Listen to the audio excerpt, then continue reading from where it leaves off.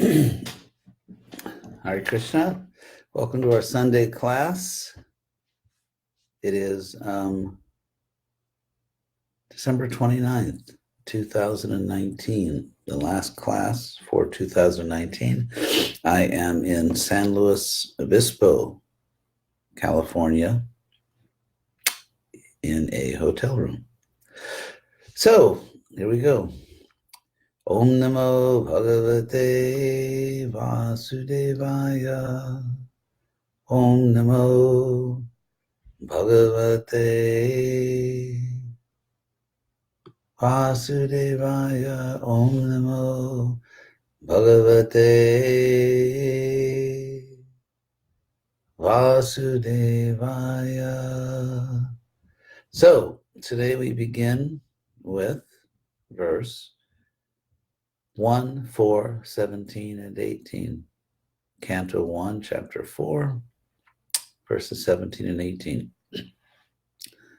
Bhaudikanam cha bhavanam shakti hrasam cha tatkritam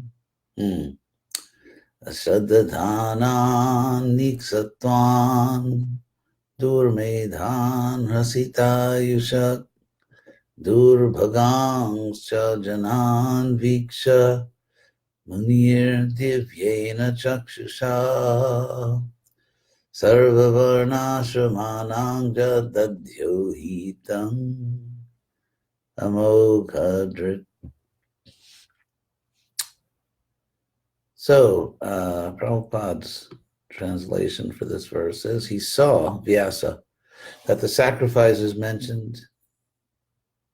How did we go to that? Somehow I skipped ahead to the...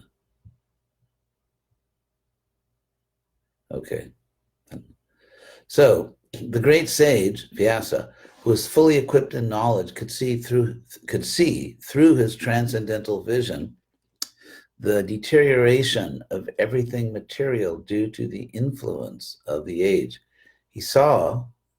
He could also see that the faithless people in general would be reduced in duration of life and would be impatient due to lack of goodness. Thus, he contemplated the welfare of men in all statuses and orders of life.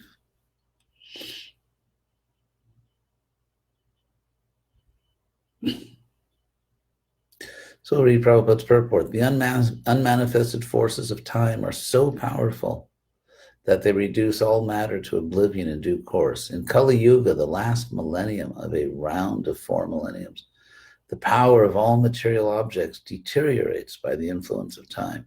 In this age, the duration of the material body of the people in general is much reduced, and so is memory. The action of matter has also not so much incentive. In other words, intrinsic power. The land does not produce food grains in the same proportions as it did in other ages. These things, of course, are true. The cow does not give as much milk as it used to give formerly. The production of vegetables and fruits is less than before. As such, all living beings, men and animals, do not have sumptuous, nourishing food due to want of so many necessities of life. Naturally, the duration of life is reduced, memory is short, intelligence meager, mutual dealings full of hypocrisy, and so on. The great sage Vyasadeva could see this by his transcendental vision. As an astrologer can see the future fate of a man, or an astronomer can foretell the solar and lunar eclipses, those liberated souls who can see through the scriptures can foretell the future of all mankind. They can see this due to their sharp vision of spiritual attainment. And all such transcendentalists who are naturally devotees of the Lord are always eager to render welfare service to people in general. They are the real friends of people in general, not the so-called public leaders who are unable to see what is going to happen 5 minutes ahead. In this age, people in general, as well as their so-called leaders, are all unlucky fellows, faithless in spiritual knowledge and influenced by the age of Kali. They are always disturbed by various diseases. For example, in this present age, there are so many TB, tuberculosis patients, and TB hospitals, but formerly this was not so because the time was not so unfavorable. The unfortunate men of this age are always reluctant to give reception to the transcendentalists who represent Srila Vyasadeva, and selfless workers, always who are representatives of Vyasadeva, Srila Vyasadeva, and selfless workers, always busy in planning something which may help everyone in all statuses and orders of life. The greatest philanthropists are those transcendentalists who represent the mission of Vyas, Narada, Madhva, Chaitanya, Rupa, Saraswati, etc. They are all one and the same. The personalities may be different, but the aim of the mission is one and the same, namely to deliver the fallen souls back home, back to Godhead. Prabhupada ki jai. So this verse, Bhautika Bhautika, from the word bhuta, which means something made of matter in this sense. Won't go into all the technical details of the grammar. So, Bhautikanam cha bhavanam shakti hrasam cha tatkritam. There's shakti hrasam, a reducing, diminishing of power. Shakti hrasam cha tatkritam, done, made by that, or done by that. In other words, done by Kali Yuga. And so, in the next verse, it is said, Viksha Munir Divyena Chakshusha, that the Muni, the sage, Divyena Chakshusha, by his divine vision, was seeing all this. So this is describing everything that Vyasa is seeing. He's seeing the Shakti Rasam, the reducing of power, of potency, of material things, and Bhavanam, of material states. And Ashadadhanan, he also is seeing the people are literally not believing. They don't have faith as before. So he's seeing not only material things, he's seeing the people. They're niksatwan. They're lacking goodness, virtue, durmedhan, a poor intelligence, hrasitayusha.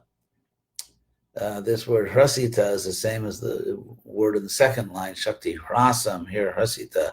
Their duration of life, their ayur, their duration of life is hrasita, reduced, diminished. So lacking faith, without goodness or virtue, poor intelligence, their life duration reduced, durbaghangs chajanan, and unfortunate. People are unfortunate.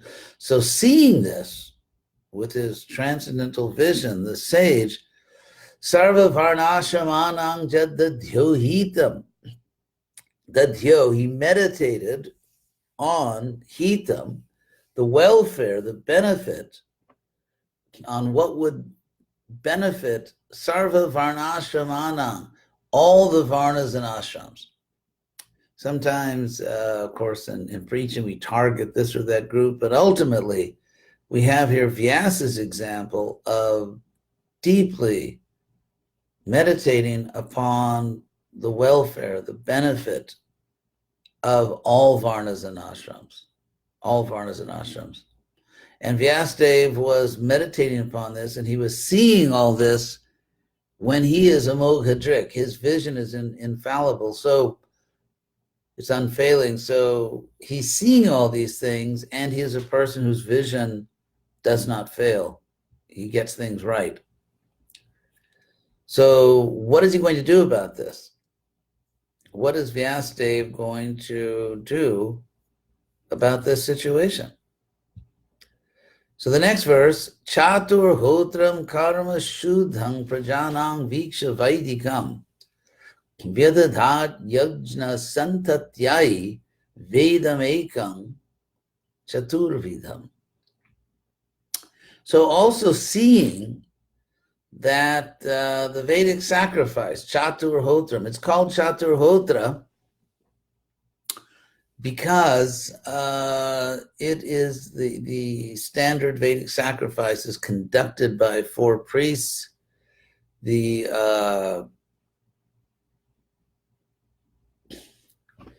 4 priests, let's see if I have that. I'll get it for you very quickly. four priests who conduct the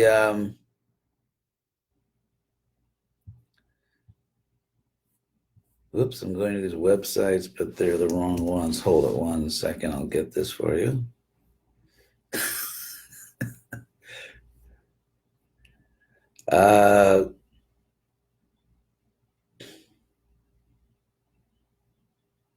Anyway, the four priests, the one priest chants the Vedic mantra, so he's and then the other one makes sure all the procedures are correct, and the other one is in charge of the music, and in other words, the hymns, the meters, the hymns for how you actually chant these things.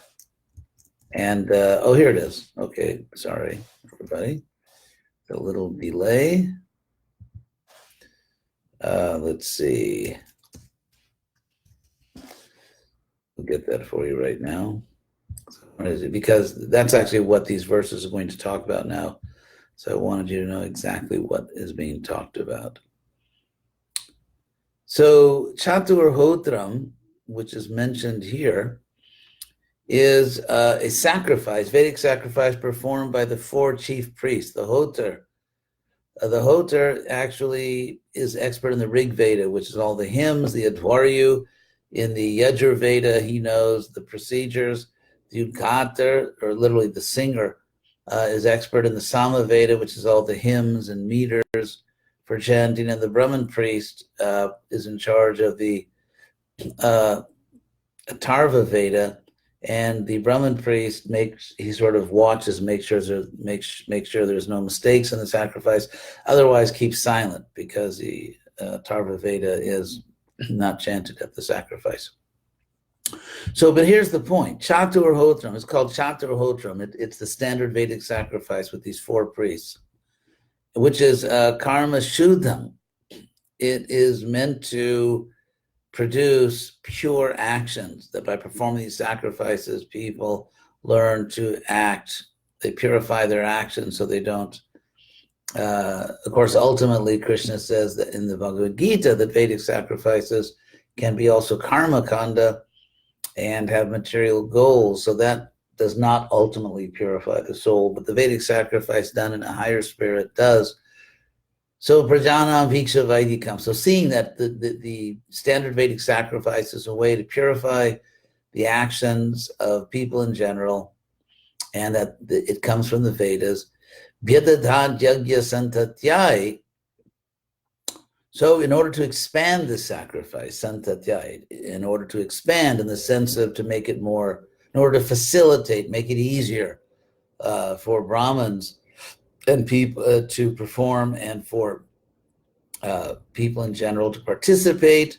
Vedamekam Chaturvidam. Vyasadeva made the one Veda fourfold.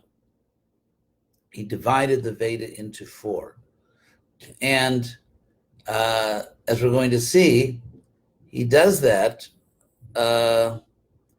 according to the Chatur. Chatur means four in Sanskrit.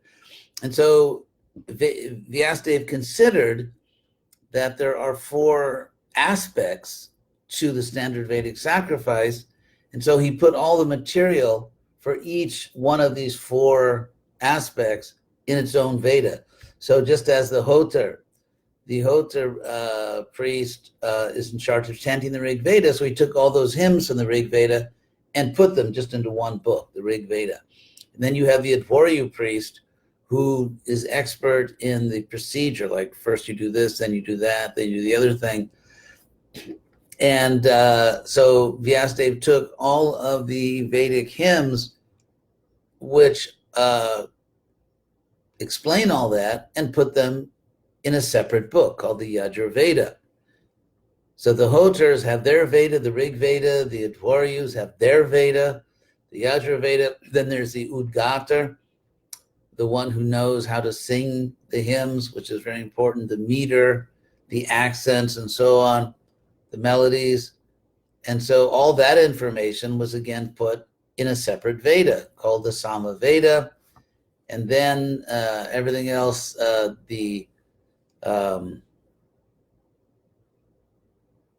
last priest that does the Atharva Veda the Brahmin priest, that was all put into the Atharva Veda, things relevant to that priest. And so now we'll see, this is exactly what Vyasadeva does. He said he made the one Veda 4 by categorically organizing it into 4 sections or 4 Vedas, and then now Rig Yajur Sama Tarvakya Vedas Chatvaru Dahrita. So the Veda was divided or distributed into 4 parts, which are called the Rig, Yajur, Sama, and Atharva Vedas. Itihasa Puranam cha Panchamo Veda Uchate. And it is said that the Itihasa and Purana, these 2 categories, are the 5th Veda. This is very important. You also find this statement in the Chandogya Upanishad. The Vedas, some fools say that the Puranas like Bhagavatam are not, or even Bhagavad Gita, which is part of the Itihasa category, the history category.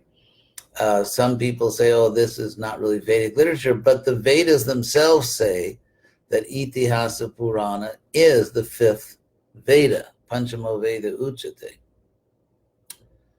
So we have 4 Vedas now, and then we have 2 other categories which go together because they're very similar, Itihasa and Purana. The word Itihasa literally is 3 words, Itihasa, which means thus in the past it happened, or it was, thus it was in the past.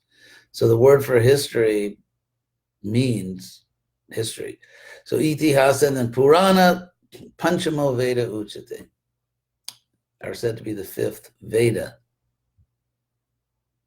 So Tatarg Veda Dharak Pailak, Samago Jaimini Kavi, Vaishampayana Evaiko Nishnata Yajushamuta.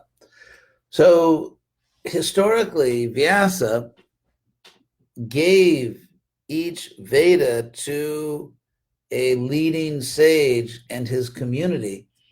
And so because these Vedas were not written down, they were memorized and recited, the Vedas were protected and studied and taught and recited within specific Brahminical communities. So, and that's what this verse is now talking about.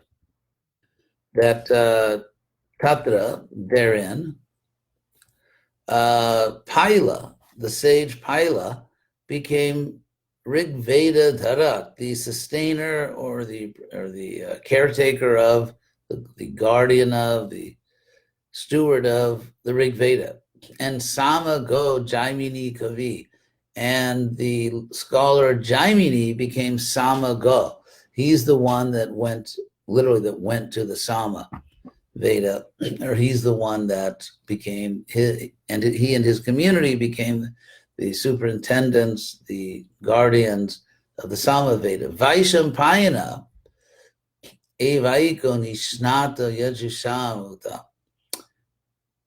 And it was only Vaishampayana who became the one authority on the Yajusham, plural, of the Yajuses, which because the word Yaju or Yajus means the instructions for performing the Vedas or explaining what they mean. And so he, and the word Nishnato, which literally means bathed or cleansed.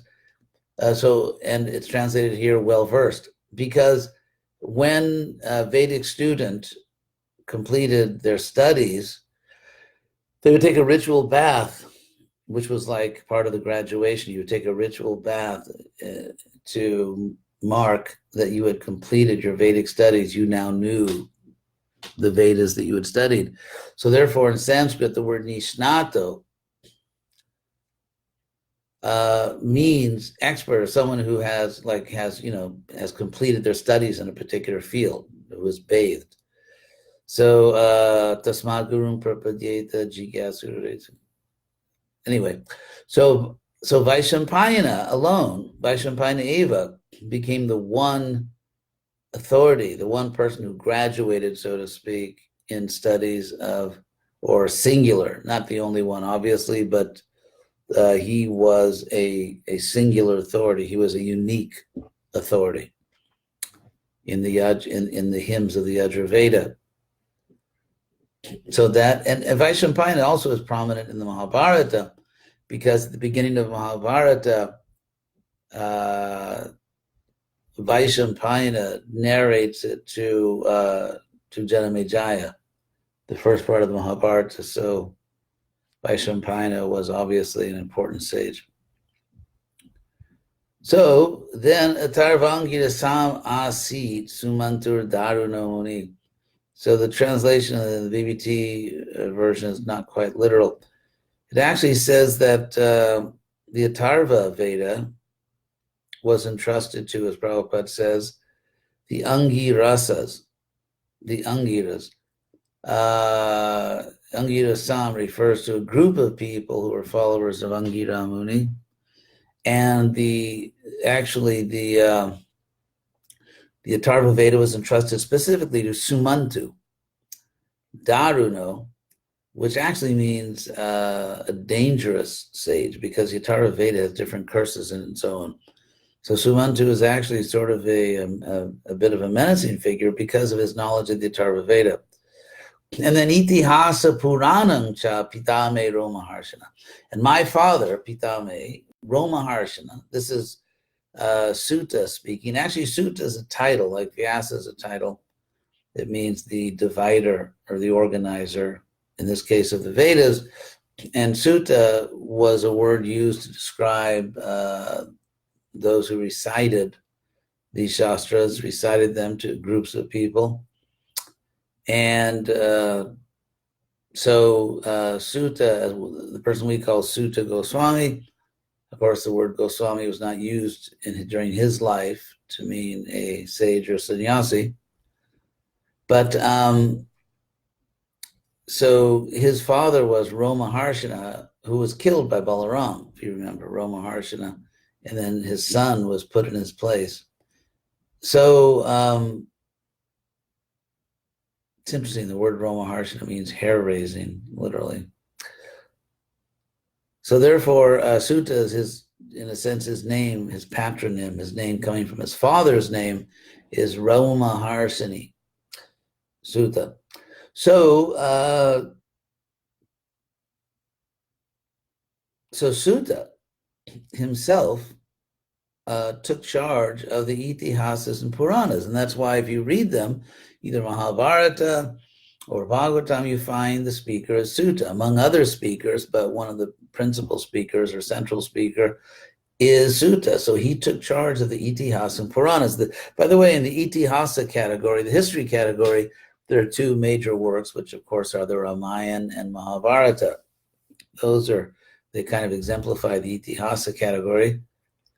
The word Itihasa is also used to mean just a general history. Like, for example, the Mahabharata or the Bhagavatam, sometimes they'll say there is a history of such and such. So even talking about some specific story, they'll call it an Itihasa, a history, which we do in English also. History can mean the broad field of just all history, but it can mean, for example, the history of ancient Athens or something. So it can just be a specific history. And the same thing in Sanskrit. So maybe we'll do one more. Tayeta Rishayo Vedam Swang Swang Vyasyan Anekadha Shishai Prashishai Tachishai Vedas Te Shakino Bhavan. It's very interesting. Verse, it says Tayeta Rishayo,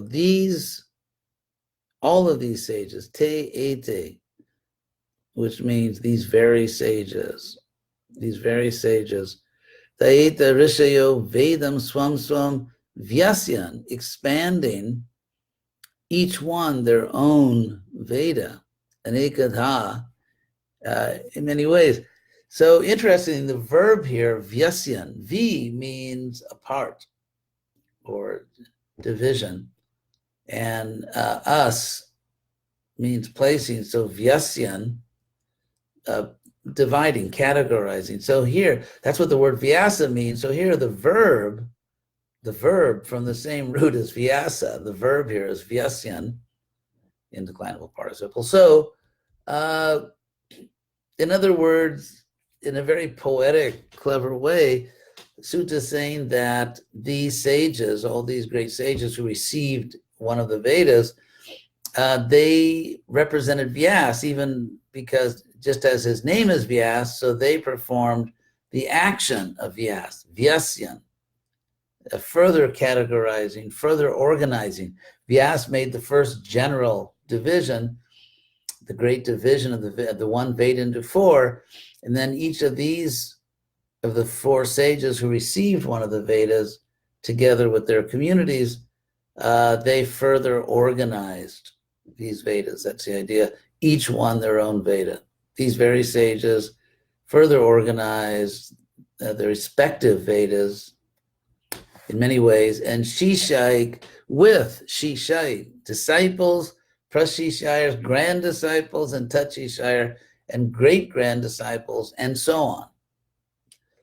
And so you see in action what's happening. That Vyasadeva divided the Veda, he gave it to his disciples, his students.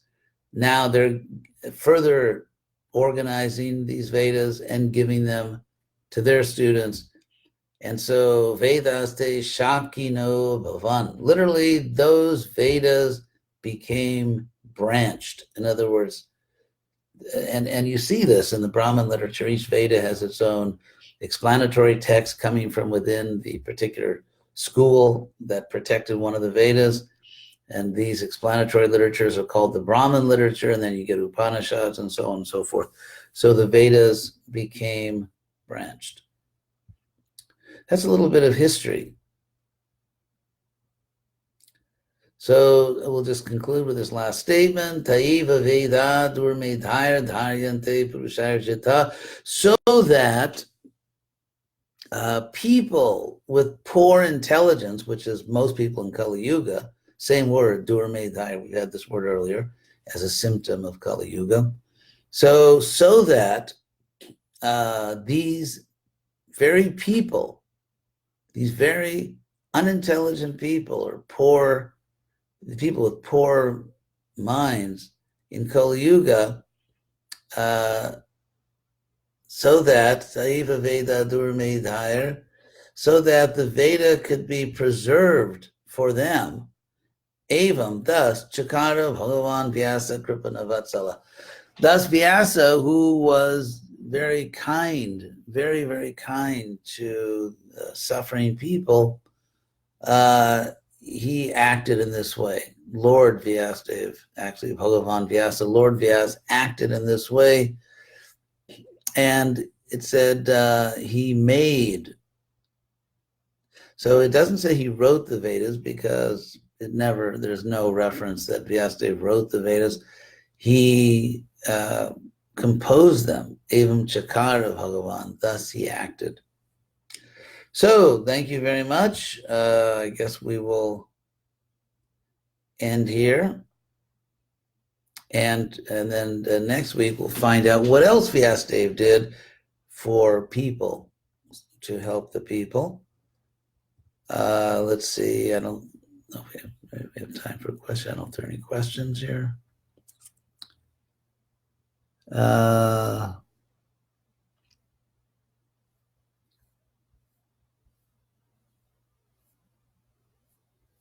No questions. Okay, thank you very much. Thank you for listening. And today I will be driving to Bakersfield, California for some routine medical work. And I hope to see you next Sunday. Hare Krishna.